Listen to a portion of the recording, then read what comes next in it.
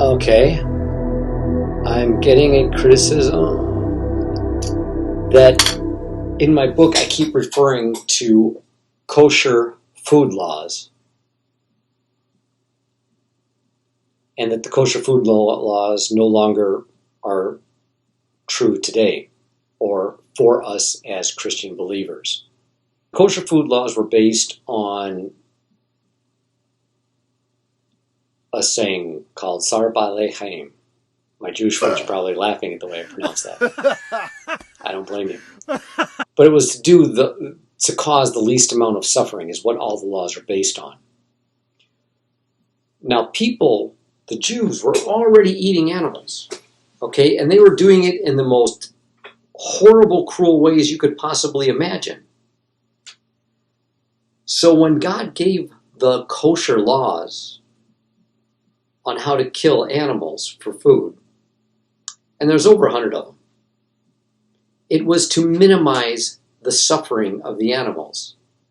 God couldn't get the people to quit eating animals. He made a vegan world in Genesis. It was obvious there, but people wanted to eat them, so they were. So God's like, all right, I'm going to give you some restrictions. If you want to serve me, you got to follow these restrictions. And they did. I mean, you had to be well educated on Torah law to kill an animal, or you couldn't do it at all. So think about it. Here were people at a time killing animals any way they wanted to, cooking them up, doing whatever they wanted. And God started giving all these restricting laws to make it even harder to kill animals. That's what the kosher laws were there for. It was almost a way to wean them off of eating any animals whatsoever. There's no laws about eating vegetables, maybe a couple that I can think of. One about grapes and another about checking greens, your lettuces and spinaches and your grains and stuff to make sure there's no bugs in them and stuff like that. So here we are with over 100 laws on how to prepare meat that were restrictive. If when I'm doing vegan outreach and I'm talking to a Christian, he says, well, I don't have to follow those restrictive laws. I'm like, here's my reply. I go, you don't have to, but what is wrong with following laws that urge the utmost kindness and sensitivity to the suffering of the animal? That gets them every time. They don't know where to go with it.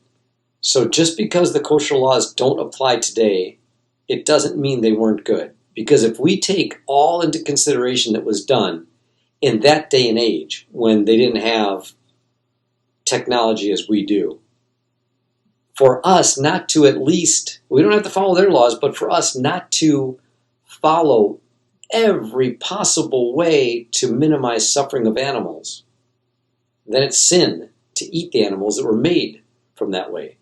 Now the kosher laws would say it was sin or impermissible. Either way, it's just something we can't do today.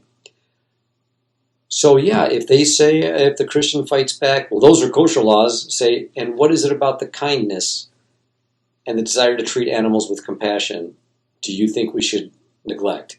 Because what you're really saying is when you don't want to take those laws, you're saying, I want the ability today to inflict any kind of pain and suffering on animals I want. I don't want to be held accountable to God for animal abuse and torture. If I want to do it, I want to do it. That's what you're saying if you don't want to follow the kosher laws. Do you have to? No. Should you? Oh, heck yeah. If you're going to eat meat, then yeah, God's going to want you to do that. Actually, God doesn't want you to eat meat at all, but again, people are gluttonous. They want what they want the way they want it, and those laws are designed to make it difficult. All right.